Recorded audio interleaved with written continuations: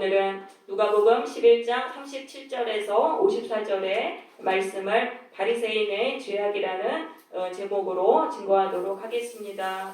먼저 앞의 내용을 말씀드리겠습니다. 예수님이 덩어리 귀신 들린 자를 고쳐주신 일에 대해서 사람들에게 다양한 관점이 나타났습니다. 어떤 사람들은 예수님을 메시아로 보았고 어떤 사람들은 예수님이 사탄 마귀에 들렸다라는 것으로 보았습니다. 이것에 대해서 예수님은 사람의 영적인 그 안목이 중요하다. 영적 안목이 중요하다. 그러한 말씀을 이제 하셨습니다. 그렇게 이제 말씀을 하실 때에 한 바리새인이 예수님에게 자기와 함께 점심 잡수시기를 청하였습니다. 점심때가 되었던 것 같아요. 그래서 예수님이 이 바리새인의 집에 가셔서 이제 식사를 같이 하셨는데요. 거기서 바리새인들의 그 죄악들에 대해서 낱낱이 예수님이 책망하시는 내용이 되겠습니다. 이 바리새인들은요, 회개를 하지 않고 교회를 다니는 사람들을 말하는 것입니다. 우리가 회개를 하지 않고 교회를 종교활동만 열심히 하면서 교회만 열심히 다닐 때 우리가 이 바리새인들의 죄악에 빠지게 되는 것입니다. 자, 이 바리새인의 첫 번째 죄는요, 위선의 죄가 되겠습니다. 자, 예수님은요, 손을 씻지 않고 이제 식사를 하시는 거예요. 그것을 보고 바리새인이 이상히 여겼습니다. 그 당시에는요, 손을 식사하기 전에 반드시 씻었어요. 그것은 위생상의 문제도 있었지만은 내가 그 죄악 세상에 접하면서 더러워진 그런 영적인 그 부정을 깨끗하게 씻는 종교적인 그런 행위이기도 했습니다. 그래서 이렇게 식사 전에 손을 씻는 것은 나는 하나님 앞에서 깨끗하게 살려고 애쓰는 자다. 이제 이런 것을 나타내는 그런 행위와도 같은 것이었습니다. 그런데 예수님은요, 일부러 씻지 않으신 거예요. 이 바리새인들의 위선의 죄를 책망하시기 위해서 일부러 씻지 않으신 것이죠. 그래서 예수님이 뭐라고 말씀하셨냐면요, 너희 바리새인들은 지금 잔과 대접의 겉은 깨끗하게 하지만은 너희 속에는 탐욕과 악독이 가득하도다. 한마디로 겉으로는 경건한 척, 사람들 앞에서 아름다운 척, 선한 척, 경건한 척 위선을 하면서 마음속은 죄악으로 가득한 그런 위선자들이다라고 이렇게 말씀을 하신 거예요. 그러면서 너희들 참 어리석구나. 겉을 만드시니까 속도 만들지 아니하셨느냐. 하나님은 인간의 마음속도 지으셨기 때문에 인간의 마음속을 다 들여다보고 계세요.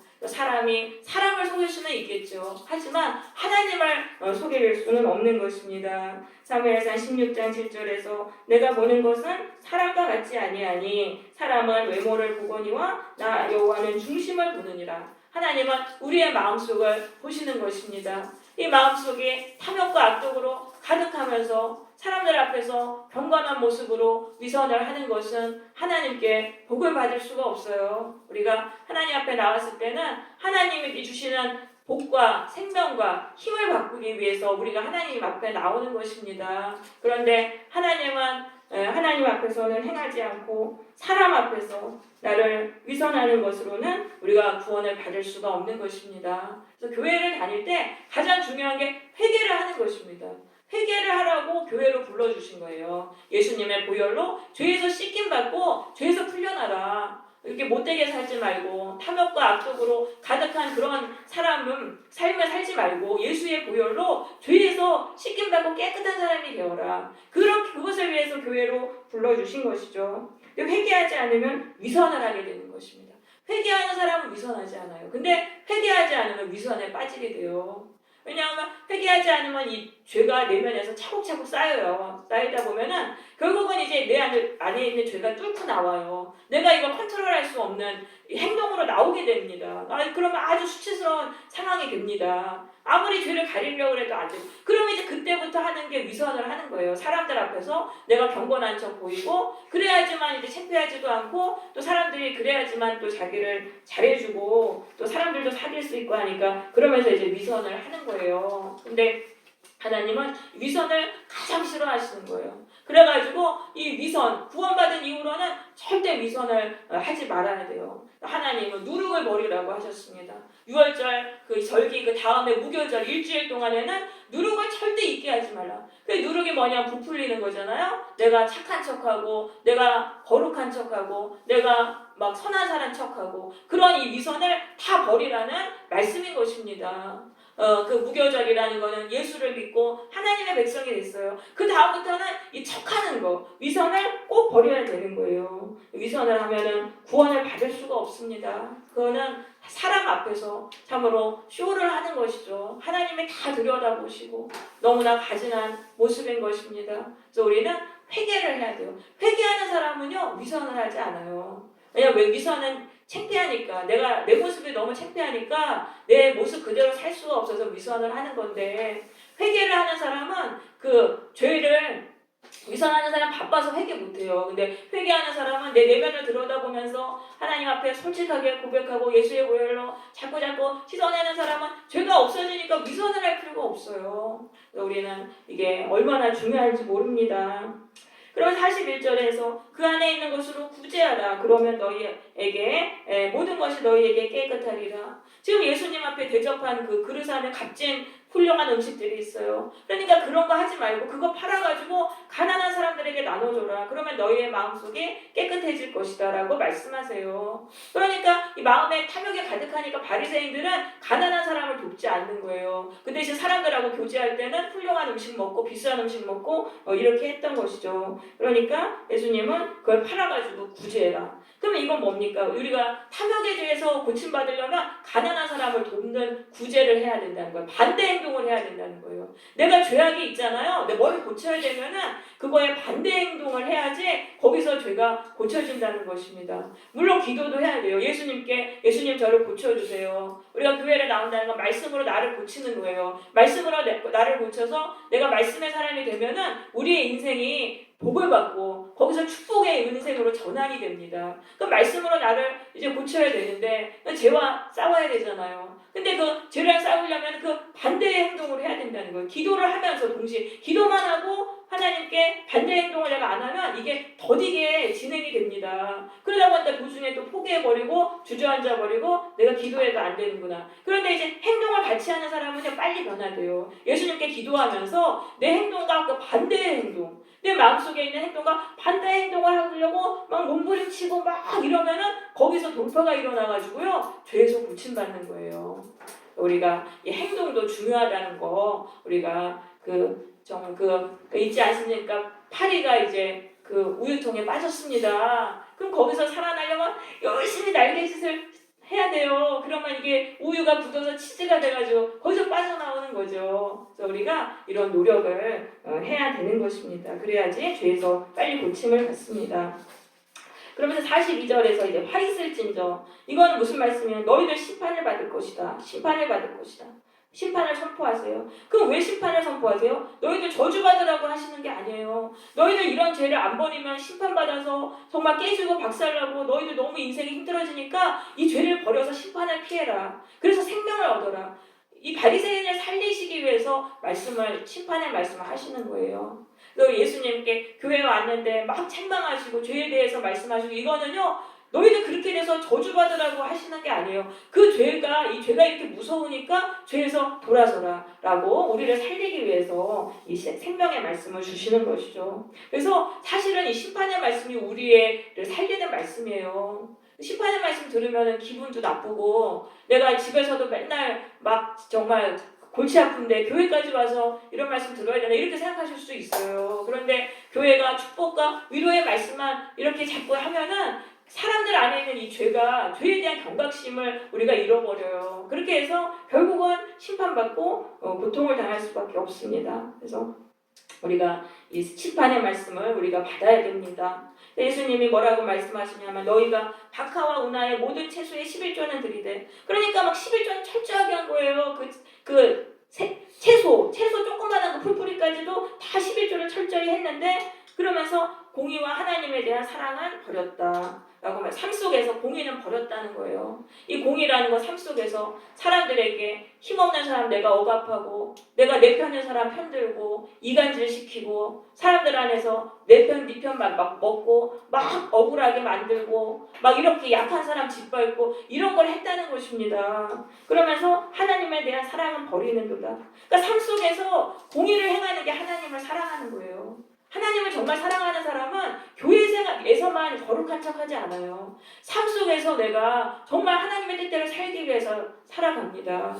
그러니까 그러니까 예수님은 이것도 행하고 저것도 버리지 말아야 할지니라. 이거는 기쁘시면서 하시는 말씀이에요. 왜 이것만 하고 이거는 안 하냐? 하려면 둘 다 해야지. 이제 이런 말씀이신 거죠. 그래서 우리는 이게 교회만 열심히 나오고 내가 교회에서 앞에서 사람들 앞에서 거룩한 척, 그거는요 다 쇼예요. 하나님이 다 보고 계세요. 정말 중요한 건 우리의 삶이에요. 교회 밖에서 내가 만나는 사람들에게 내가 어떻게 대하는가, 그 삶 속에서 인간관계에서 공의를 행하고 거기서 정말 하나님이 기뻐하신 뜻대로 살아야지만 하나님께 우리가 구원을 받게 되는 것입니다. 우리 이사야서 58장 6절에서 11절 말씀 주보에 있습니다. 이 말씀을 한 목소리로 읽겠습니다. 시작. 내가 기뻐하는 음식은 흉악의 결과를 주저주며 명예의 주를 불러주며 압제당한 자를 즐거워하게 하며 모든 명예를 본받지 아니하느냐. 또 주의자에게 내 양식을 나누어주며 유리하는 비밀을 집에 드리며 할벗은 자를 권하니 빌며 내 불륜을 피하여 스스로 숨지 아니하는 것이 아니겠느냐. 그리하면 내 빛이 새벽같이 비칠 것이며 내 시루가 급속할 것이며 내 공의가 내 앞에 행하고 여호와의 영광이 내 뒤에 오려니니 여호와가 너를 항상 인도하여 내 말 속에서 내 영을 만족하게 하며 내 뼈를 견고하게 하리니 너는 물리는 동상 같고 불이 끊어지지 아니하는 샘 같을 것이라. 네, 여기서 하나님 말씀하십니다. 내가 너희들 열심히 금식하지만 내가 기뻐하는 금식은 흉악의 결박을 풀어주는 것이다. 흉악의 결박이라는 것은 악한 결박입니다. 죄 없는 사람을 잔혹하게 억압하는 행위를 말하는 것입니다. 연약한 사람을 짓밟고 억누르는 그런 행위를 말하는 것입니다. 그것을 멈추는 것이 금식하는 것보다 하나님은 더 기뻐하신다라고 말씀하고 있습니다. 그러니까 어떤 종교 행위보다 내가 금식하고 기도하는 그런 것보단 이 사람하고의 관계에서 억압을 하지 말아라 라고 하나님은 말씀하시는 거예요. 사람을 억압하고 그러면서 교회에 나와서 기도하면 하나님은 그 사람의 기도를 하나도 듣지 않으세요. 금식을 한다고 해도 그 기도를 듣지 않으신다는 말씀인 것입니다. 그러면서 가난한 자를 돕는 것을 하나님은 금식보다 더 기뻐하신다고 말씀하세요. 가난한 친척이 찾아왔어요. 그런데 거기서 숨지 않고 그 사람에게 내 물질을 나누어주고 이러는 것을 하나님은 더 기뻐하신다는 것입니다. 그렇게 하면은 내 빛이 새벽같이 비칠 것이며, 그러니까 인생이 지금 칠흑같이 어두운 인생인데 그렇게 사랑하고 관계에서 그렇게 공의를 행한 사람은 어떻게 됩니까? 빛된 인생으로 변화되는 거예요. 칠흑같은 어두운 인생에 빛이 확 쬐면서 그때부터 인생이 축복의 인생으로 전환이 되는 일들이 일어난다는 것입니다. 내 치유가 급속할 것이니, 과거의 상처로 인해서 얼마나 많이 고통을 당하고 있습니까? 그래서 힐링을 하기 위해서 얼마나 사람들이 많이 그렇게 하고 노력을 하고 교회에 나오는 것도 하나님께 치유받기 위해서 나오는데, 하나님 뭘 보시냐 하면은 어떤 교회에 나와서 이렇게 종교 행위를 열심히 하고 기도하는 물론 그것도 중요하지만은 하나님이 원하시는 건 삶 속에서 사랑하고의 관계에서 어떻게 대하는가, 그거를 굉장히 중요하게 보시는 거예요. 사람하고 관계에서 우리가 약한 사람들, 연약한 사람들 짓밟고 막 억누르고 가난한 사람 안 섬기고 이렇게 되는 거, 하나님 그거 보시고 우리를 저주해서 안 풀어주시는 거예요. 내 상처가 치유받지 못하는 게 이런 인간관계를 통해서 죄를 짓기 때문인 것입니다. 그러니까 뭐 부모가 막 자녀한테 화풀이하고 또 부하 직원한테 갑질하고 이런 거, 약한 사람한테 왕따시키고 이런 일 하면은요 절대 우리는 복을 받지 못해요. 그래서 이런 것들을 굉장히 조심해야 돼요. 내 말 한마디로 인해서, 내가 사람한테 한 그 말 한마디로 인해서 내 인생에 저주가 임하는 거예요. 이거를 꼭 아시고, 우리가 사람을 참 만날 때 귀하게 여기고, 저 사람 뭐 나쁜 사람은 함부로 그렇게 정지하고 이런 거 다 버리고 우리가 섬기는 사람이 돼야 돼요. 내 치유가 급속하게 된다고 말씀하세요. 내 공의가 내 앞에 행하고 여호와의 영광이 내 뒤에 호위하리라. 그러니까 하나님이 보디가드처럼 뒤에서 딱 지켜주신다는 겁니다. 그런데 공의가 항상 앞에 행해야 되는 거예요. 내가 먼저 공의롭게 살려고 하나님 앞에서 애써야 돼요. 그러면 그 사람의 뒤에서 하나님의 보디가드같이 지켜주신다는 그러한 말씀이에요. 여호와가 너를 항상 인도하여 메마른 곳에서도 내 영혼을 만족하게 하며 내 뼈를 견고하게 하리라 라고 말씀하십니다. 자, 그래서 메마른 곳은 황폐한 인생이에요. 절망적인 인생이에요. 내 인생엔 아무 소망이 없고 절망에 가득하고 황폐하다. 그런데 그런 상황 속에서도 하나님이 계속 기쁨을 주시는 거예요. 힘을 주시고 생명을 주시고 살아갈 용기를 주시고 평안을 주시고, 그러니까 그 영혼이 거기서도 만족을 누리면서 살아갈 수 있어요. 그래서 너는 물된 동산 같으리라. 이 물은 생명을 말합니다. 하나님이 주시는 생명과 힘으로 막 이제 넘치게 되니까 물이 끊어지지 아니하는 샘 같다. 그럼 물이 끊어지지 않는 샘, 물이 계속 나와. 이 사람한테는 계속 힘이 나오고 생명이 나오고 사랑이 나오고 하니까 그 사람 주변으로 사람들이 몰려드는 거예요. 왜냐하면 메마른 영혼들이 힘이 없어요. 살아갈 힘이 없고 생명이 없는데 저 사람한테 가니까 저 사람은 계속 위로해주고 격려해주고 사랑해주고, 왜냐하면 그 사람은 하나님께 계속 공급받으니까 주변의 사람들한테 나눠줄 수 있는 것입니다. 그렇게 해서 결국은 사람들과 친밀하게 교제를 나누면서 살아가는 인생, 이것이 얼마나 복된 인생입니까? 그러니까 우리는 여기만 교회에 나와서 죽도록 기도하고 하나님하고 관계만 잘하면 되는 것 같은데 그게 아니다. 우리가 직장에서 사람들을 만나고 또 학교에서도 사람들을 만납니다. 이 교회에서도 사람들을 만나요. 근데 그 사람들하고 관계 어떻게 하느냐? 내가 연약한 사람이라고 나보고 무시하고 억누르고 그것으로 인해서 저주를 받고, 우리가 이렇게 된다는 것을 우리가 꼭 깨달아야 되겠습니다. 그 다음에 이 바리새인의 세 번째 죄악은요, 교만과 과시욕의 죄가 되겠습니다. 이 바리새인들은 회당의 높은 자리에 앉기를 좋아했습니다. 사람들에게 칭찬받는 걸 좋아했습니다. 선생님, 선생님 하면서 참 굽신거리고 사람들이 참 존경하고 칭찬해주는 것, 이런 것들을 너무나 좋아했어요. 그러니까 우리가 이 사람들에게 칭찬받는 걸 너무나 좋아하지 말아야 돼요. 사람들에게 칭찬받는 건 사실 좋죠. 칭찬받는 거 싫은 사람이 어디 있어요. 근데 너무나 좋아하지 말라는 거예요. 너무나 좋아하다가 보니 바리새인들처럼 교만과 가시욕에 빠지게 되는 것입니다. 우리는 사람들이 나를 몰라줘도, 내가 칭찬 안 해줘도 하나님이 나를 알아주시고 하나님이 인정해 주시는 그러한 사람이 되어야 합니다. 하나님이 원하시는 삶은요, 눈에 보이는 명예나 높은 자리가 아니에요. 우리의 속사람이 깨끗하게 돼서 하나님의 백성답게 살아가는 것입니다. 나의 영광이 아니라 하나님의 영광을 구하고 가난한 이웃을 섬기면서 살아가는 것. 그럴 때 하나님이 그 사람을 높여주세요. 그래서 영광으로 빛나게 되는 것입니다.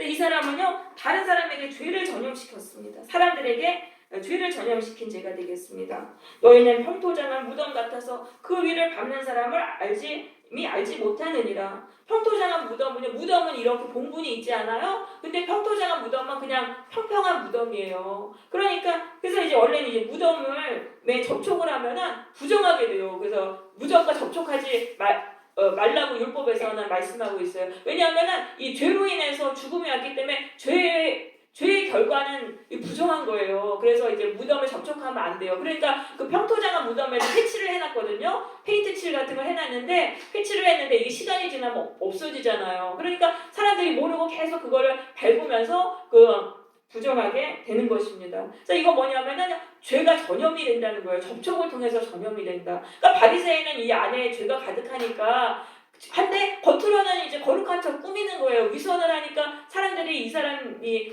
거룩한 사람이라 교제를 하는데 이 바리새인의 죄가 이 사람 안으로 다 전염이 된다는 그런 말씀인 것입니다. 그래서 우리가 사람 안에 그 죄가 나에게 전염이 되는구나 알고 사람과의 교제를 조심해야 돼요.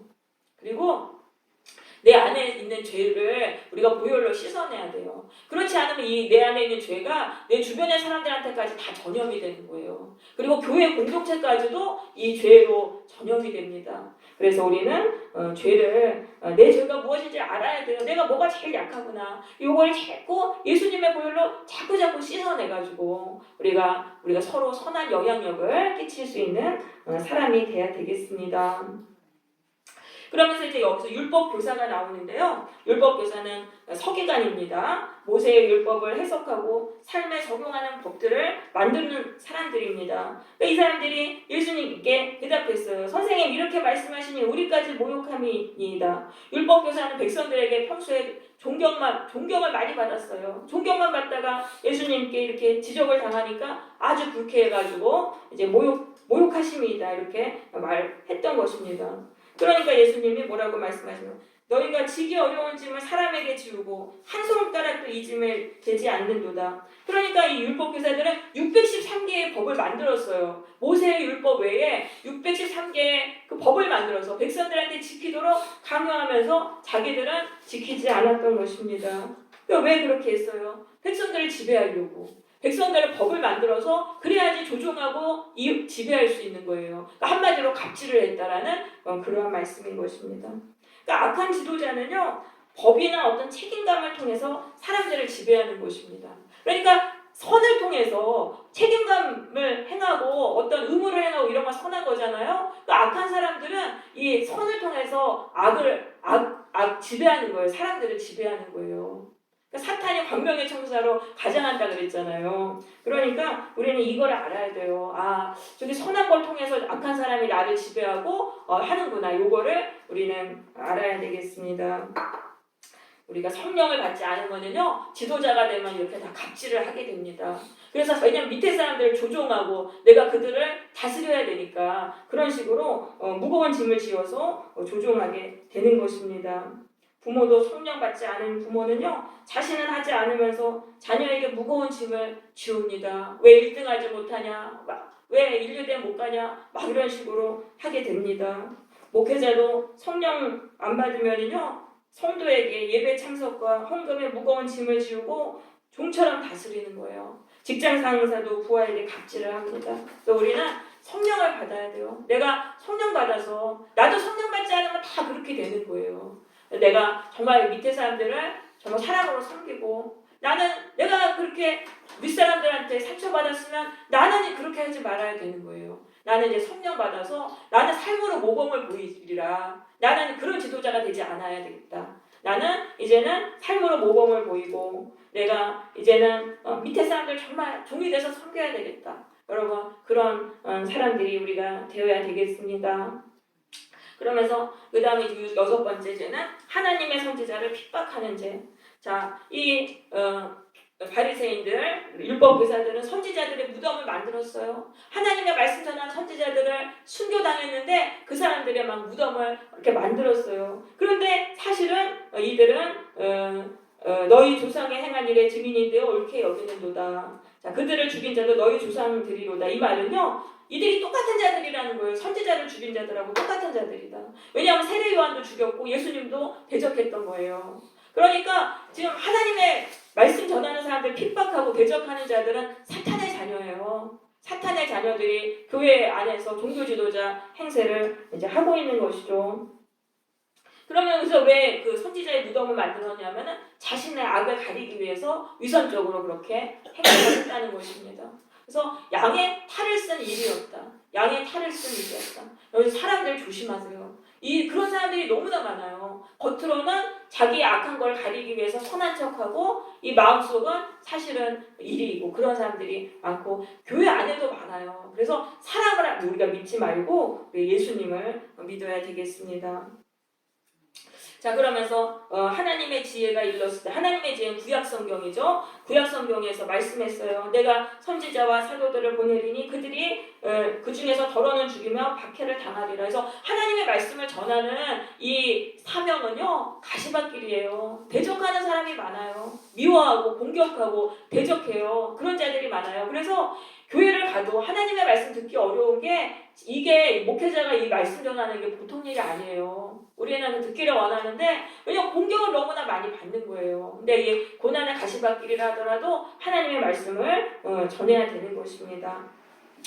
자, 그러면서 아벨의 피로부터 제단과 성전 사이에 있는 죽임당한 사갈의 피까지 하리라. 이것은 이제 구약 성경 전체의 순교자들을 말합니다. 그들이 순교당한 그 죄에 대한 심판을 너희가 받으리라. 왜냐하면은 지금 예수님 당시의 유태인들은요, 바리새인들은 조상들이 그 하나님의 백성들 순교한 죽인 것들을 많이 봤잖아요. 그걸 통해서도 깨달음을 얻지 못하고 자기들도 똑같은 죄를 반복하잖아요. 그러니까 그 과거의 그 사람들의 죄까지 뒤집어서 독박을 쓰게 되는 거예요. 독박을 쓰고 끔찍한 심판을 받으리라. 그래서 예수님 당시의 유태인들이요, 그 AD 70년에 그 로마 군대에 의해서 예루살렘 성이 그 멸망을 당했는데 아주 처참하게, 그거는 정말 역사상 가장 비참한 파멸을 당했던 것입니다. 전염병과 기근과 로마 군인들의 칼날 등 재앙이란 재앙은 모조리 그들에게 임했어요. 그러니까 우리는 나의 죄를 회개해야 돼요. 저 사람들이 우리 조상도 저렇게 살았고 부모도 저렇게 살았고 하니까 나도 그렇게 살자. 이러면 안 되는 거예요. 이러면 안 되고 나는 이제 그렇게 살면 안 되겠다. 나는 이제 하나님 말씀대로 살아야 되겠다. 이렇게 결단하고 우리는 죄에서 돌아서야 됩니다. 그러면서 이제 7번입니다. 백성들이 구원에 이르는 것을 차단시켰다. 너희 율법 교사여, 너희가 지식의 열쇠를 가져가서 너희도 들어가지 않고 들어가고자 하는 자도 막았다. 그러니까 율법 교사들이 성경에 대한 모든 지식을 독점했어요. 그러니까 구원의 열쇠를 쥐고 있는 것과 마찬가지인데 백성들에게 말씀의 진리를 안 가르치는 거예요. 이 사람들은 외적인 형식과 인간의 전통만 가르치고 말씀을 백성을 통제하는 수단으로 악용했습니다. 그래서 백성들이 구원에 이르지 못하게 했어요. 이게 엄청나게 큰 죄라는 거예요. 목회자들이 지금 구원의 문의 열쇠를 쥐고 있습니다. 그런데 목회자들이 복음의 진리를 전하지 않고 막 엉뚱한 거, 쓸데없는 거 가르치면은요, 성도들이 구원에 이르지 못하게 되는 가장 큰 죄인 것이죠. 그렇게 책망을 하니까 서기관과 바리새인들이 거세게 달려들어서 여러 가지를 따져 묻고 예수님의 입에서 나오는 말을 책잡고자 하여 노리고 있더라. 이거는 그 사냥에서 사용되는 표현입니다. 이 대적자들이 얼마나 증오하며 예수님을 죽이려고 집요하게 노력하고 있는지를 말해주는 것입니다. 그래서 이들에 의해서 결국 예수님이 십자가에 달려서 돌아가시게 된 것이죠. 그래서 이 예수님의 말씀을 우리가 듣고 받아들이지 않으면 더 악해진다는 걸 아셔야 돼요. 우리가 교회에 왔어요. 근데 말씀을 듣고 받아들이면 거기서 성령의 역사로 우리가 생명의 길로 갑니다. 근데 예수님의 말씀을 듣고도 거기서 받아들이지 않을 때 그때 악한 영들이 우리의 마음속으로 들어오게 돼서 우리는 더 악하게 되는 것입니다. 반드시 우리가 말씀을 통해서 나를 고쳐야 돼요. 우리 주보에 있는 역대하 7장 14절 말씀 한 목소리로 읽겠습니다. 시작. 내 이름으로 일하시는 백성이 그들에서 떠나 수선을 주고 너희를 찾으면 내가 하늘에서 듣고 그들의 죄를 사하고 그들의 땅을 쫓으리라. 네, 여기서 말씀했습니다. 내 이름으로 일컫는 내 백성이, 하나님 백성이라고 주장하는 자들이라는 것입니다. 하나님의 백성도 아니에요. 그러면서 종교행위 한다고 하나님의 백성이라고 주장하는 자들이죠. 그들이 악한 길에서 그러니까 죄악된 길에서 떠나라는 거예요. 지금 쥐고 있는 그 죄에서 떠나서 스스로 낮추고 기도하고 내 얼굴을 찾으면은 내가 하늘에서 듣고 그들의 죄를 사하고 그들의 땅을 고칠지라. 그들이 지은 죄를 용서해 주신다는 그러한 말씀입니다. 그러면서 땅을 고칠지라. 이 땅은요, 인생을 말하는 거예요. 인생을 고쳐주리라는 거예요. 너희들의 저주받고 고통당하는 인생을 내가 축복의 인생으로 바꿔주리라. 그래서 죄를 버려야 돼요. 죄를 정말 내가 죄에서 돌아서고 거기서 돌아설 때 내 인생이 고통의 인생이 축복의 인생으로 돌아서게 되는 것입니다. 이 오늘 말씀하신 이 바리새인의 죄는요, 회개하지 않고 교회를 다니는 자들이 빠지게 되는 죄인 것입니다. 우리가 이 말씀을 통해서 정말 이제는 내가 회개해야 되겠구나. 죄를 회개하면서 교회를 다니는 그런 성도들이 되시기를 바랍니다. 내가 버려야 할 자는 무엇인가? 그 죄를 분명하게 알아야 돼요. 알아야지 버릴 수 있어요. 그러면서 그 죄를 결단하고 이제는 버려서 우리의 인생이 축복의 인생으로 변화되는 그런 삶이 되시기를 바랍니다. 아멘.